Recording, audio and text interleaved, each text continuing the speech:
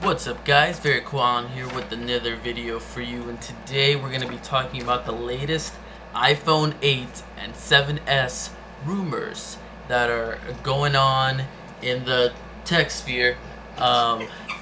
We're basically we're gonna do some rumors. Let's get started actually. So these rumors are actually pinpoints taken from Ming-Chi Kuo, which is this guy from Digitimes, and basically he's very accurate when it comes to these leaks to iPhones every year. He's usually 90% accurate. I've always read his or listened to him, not listened to him, but I've heard him, read his leaks, rumors, what he predicts is going to happen in the iPhone, and usually he's always right. And it's actually really predictable because Apple's really slow at bringing out new features. They wait forever. So basically, number one, the first one's going to be that there's no touchscreen fingerprint sensor. As earlier predicted, people thought that this new iPhone was going to have a new touchscreen sensor on the screen, so no more Touch ID. It was going to be all the screen. That they don't have enough time to implement it correctly, that other smartphone manufacturers are barely starting to implement it, and they still have a few months until they can actually get it perfect. Even trying to deliver the best experience possible is not enough time for the iPhone to have it, so they're gonna have to skip it this year. But that brings me to another point, which is that the iPhone 8 or 7s will have 3D face modeling technology, which can unlock your phone. Basically, it's what Android has been able to do for a few months, actually years now, but they don't do it that well sometimes. A guy that's working on a project that has not been named, that says it takes about a couple hundred milliseconds, which is actually really fast, to detect and unlock the phone. So if that's the case, this is going to be amazing. So this could replace Touch ID for this year's iPhone 8 or 7s. Now another point I want to touch on is that there's going to be 3 models, is what he says. So the first one's going to be a 4.7 inch, second's going to be a 5.5 inch, and these two first models are supposed to be the 7s model, not the 10th anniversary 8 model. So the iPhone 8 will have a 5.8 inch OLED display. The first two are just going to be normal LCDs with a 1080p and a 7 or 800p display like it usually has.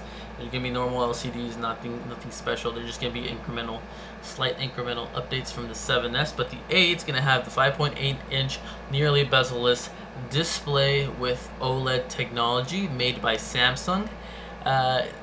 It is noted that Samsung is pouring about a few $billion into their new warehouse to create these screens for Apple, so they want to get in on the money train, and Apple's paying them.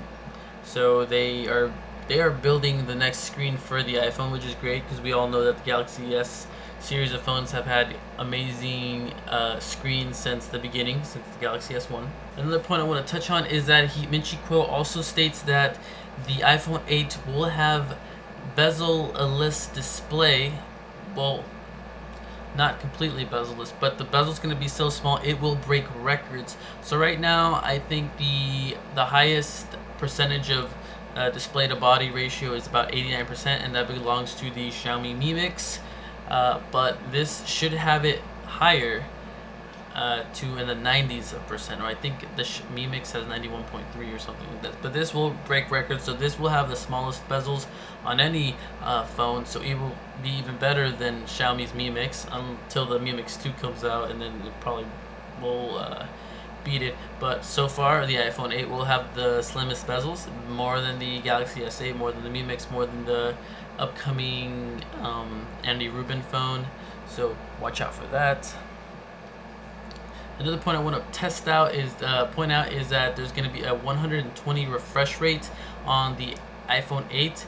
It's currently in testing, and it's a maybe. It's either it's going to be on it or it won't.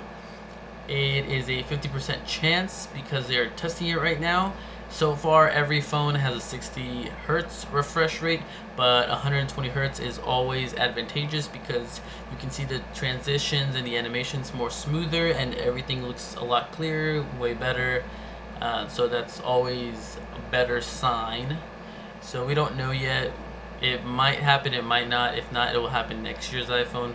But for now, we can keep our fingers crossed. Another point that I want to touch on is that Ming-Chi Kuo states that the first two iPhone models, the 7S models, will only stick to 2 gigabytes of RAM, while the iPhone 8 will go up to 3 gigabytes of RAM, which is great because we know that the iPad Pros have 3 gigabytes, I think 4 now.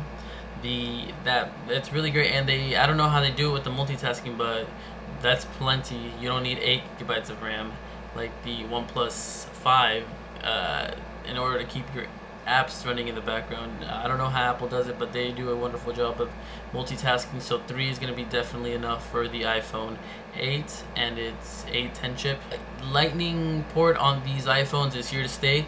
That there's no USB-C. Previous reports stated that the USB-C would make an entrance to these phones and Lightning would finally die, but apparently he's saying that Lightning is here to stay and it's not going anywhere, and USB-C is probably going to be a backup to Apple and their computers, and the primary use for iPhones is always going to be Lightning for a few more maybe iterations to come, but eventually they'll have to go to USB-C unless they just keep trying to keep Lightning alive, which they can do because they're #1 phone company other than Samsung. So it's either Samsung's USB-C or Apple's Lightning, so who knows. Which one is the shipping and the availability? So these phones will probably be announced in September like always, and then they'll start shipping about a week later like always.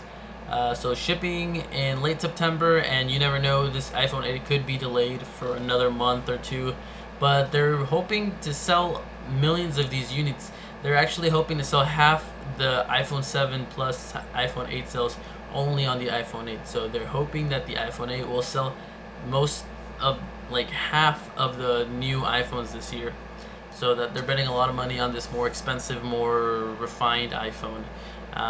The iPhone 7 will be just slightly incremental, just a little bit newer chip, probably the same screen, probably a little bit of a new color, slightly different design on the outside, but for the inside internal it's not going to be that much different. Maybe a few software tweaks. The iPhone 8 is what's going to be the biggest change this year. If you're not, the iPhone 7S is just merely for someone that maybe doesn't want to spend as much or just doesn't want to upgrade that much, just want something small, then you can get the iPhone 7S. But the iPhone 8 is really what's going to distinguish that you have a newer phone and change the experience for a lot of users. So basically that's it. That's pretty much it for now. We'll see what else comes out. We have a couple months till Apple announces their new phones. Maybe there'll be more leaks, and of course there's always concepts from different people, so here's some right now on the screen. Thanks you guys for watching, and I hope you really enjoyed this video. Make sure you leave a thumbs up if you like it and subscribe. I look forward to seeing you in the next video.